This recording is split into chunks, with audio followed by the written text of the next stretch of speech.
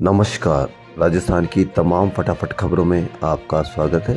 राजस्थान की खबरों के लिए आपसे निवेदन कि यदि आपने हमारे चैनल को सब्सक्राइब नहीं किया है तो कृपया करके राजस्थान की खबरों के लिए आपके अपने चैनल को सब्सक्राइब करना ना भूलें, ताकि राजस्थान की खबरें तुरंत आपके मोबाइल पर आपको मिल सके।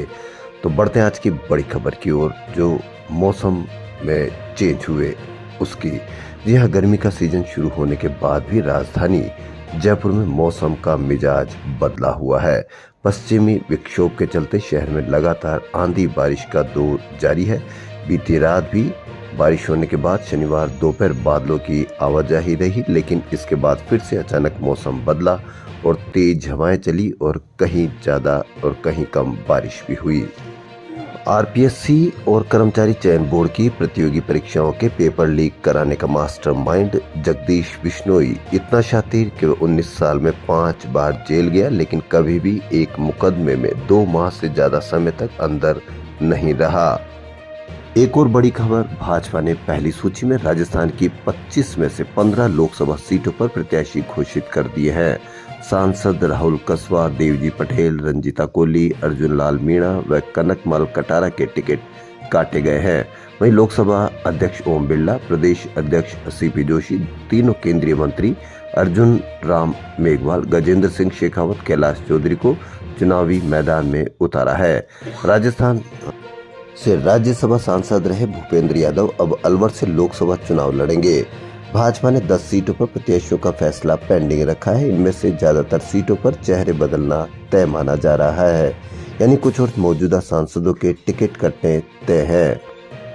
नगर निगम ग्रेटर जयपुर की ओर से जवाहर कला केंद्र जयपुर में शिल्पग्राम में आयोजित किए जा रहे 3 दिनी शक्ति वंदन कार्यक्रम का आगाज शनिवार को रंगारंग उत्सव के साथ हुआ। मुख्यमंत्री भजनलाल शर्मा ने फीता खोलकर कार्यक्रम का शुभारंभ किया। उन्होंने सेल्फी जोन पर फोटो खिंचवाई, फिर एक खत मोदी जी के नाम स्टॉल पर गए और प्रधानमंत्री नरेंद्र मोदी के नाम एक खत लिखा और पोस्ट भी किया। कार्यक्रम का मुख्य आकर्षण का केंद्र रही एक चिट्ठी मोदी जी के नाम के स्टॉल पर। एक ही दिन में हजारों महिलाओं ने प्रधानमंत्री के नाम चिट्ठी लिखी और पोस्ट की। राजस्थान में प्रशासनिक अधिकारियों के तबादलों का सिलसिला फिलहाल रुकता नजर नहीं आ रहा है। भजनलाल सरकार ने 1 माह के भीतर बदले 3 आईएएस समेत 7 आईएएस के तबादले किए हैं।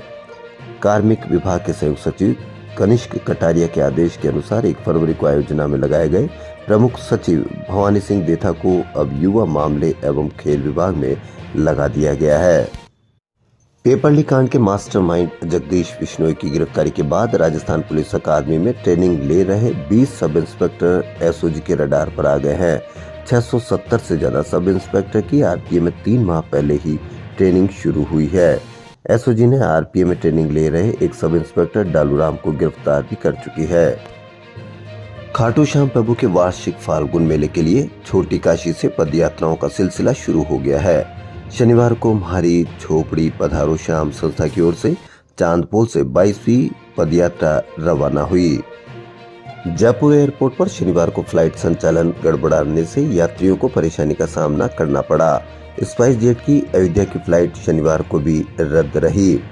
एयरलाइन से जुड़े सूत्रों की माने तो फ्लाइट में औसतन 30% से भी कम यात्री भार है। ऐसे में एयरलाइंस ने आगामी समर शेड्यूल में फ्लाइट को बंद कर दिया है।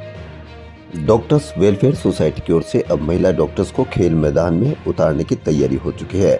आज से जयपुरिया क्रिकेट एकेडमी में विमेन डॉक्टर प्रीमियर लीग होगी, जिसमें राजस्थान की महिला डॉक्टर्स मैदान में चौके छक्के लगाते नजर आएंगी।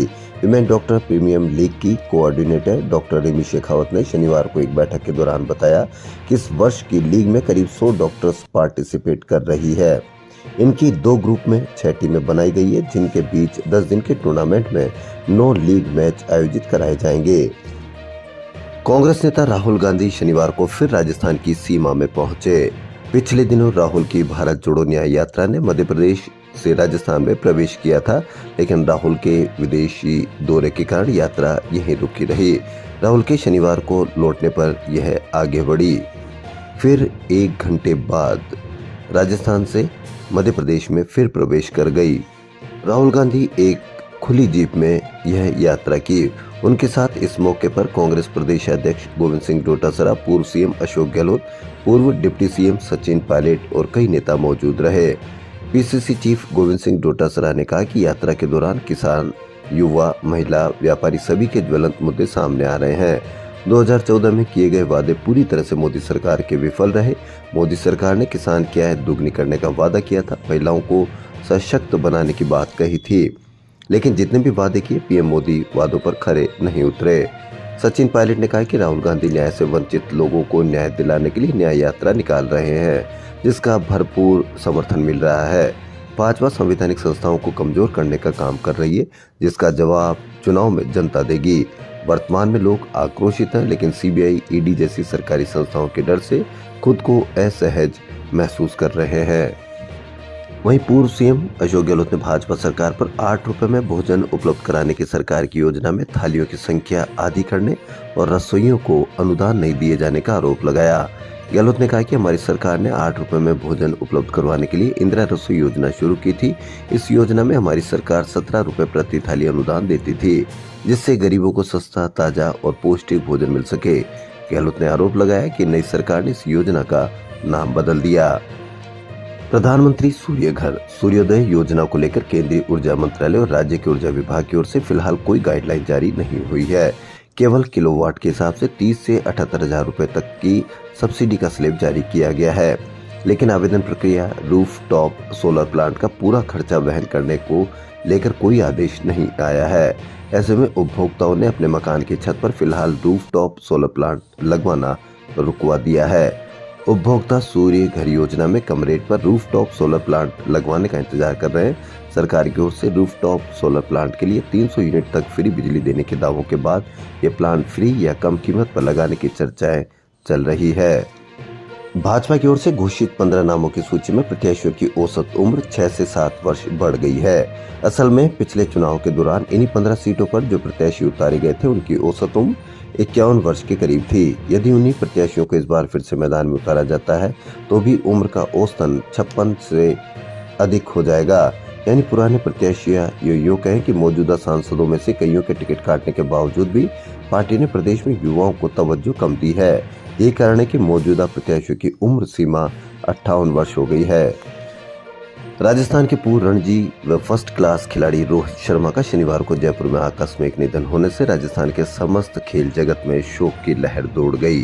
रोहित शर्मा पिछले कुछ दिनों से अस्वस्थ थे, जिनका जयपुर के एक निजी अस्पताल में इलाज चल रहा था। रोहित एक ऑलराउंडर खिलाड़ी थे। वहीं परिवहन विभाग की ओर से चलाया गया इंटर रीजन चेकिंग अभियान राजस्व वसूली के लिए बेहतर साबित हुआ। विभाग की ओर से 25 दिनों के लिए विशेष इंटर रीजन चेकिंग अभियान चलाया गया। इस अभियान के दौरान 13 आरटीओ की ओर से 7,000 अवैध वाहनों के खिलाफ कार्रवाई की गई। इससे विभाग को करीब 28 करोड़ रुपए का राजस्व मिला। इनमें ओवरलोड वाहनों के 3,478 चालान बनाए गए। वहीं एमवी एक्ट के उल्लंघन से जुड़े 59,173 अन्य चालान बनाए गए। राजस्थान की खबरों में फिलहाल इतना ही। यदि आपको राजस्थान की खबरें पसंद आ रही है तो लाइक, सब्सक्राइब और शेयर अवश्य करें। धन्यवाद।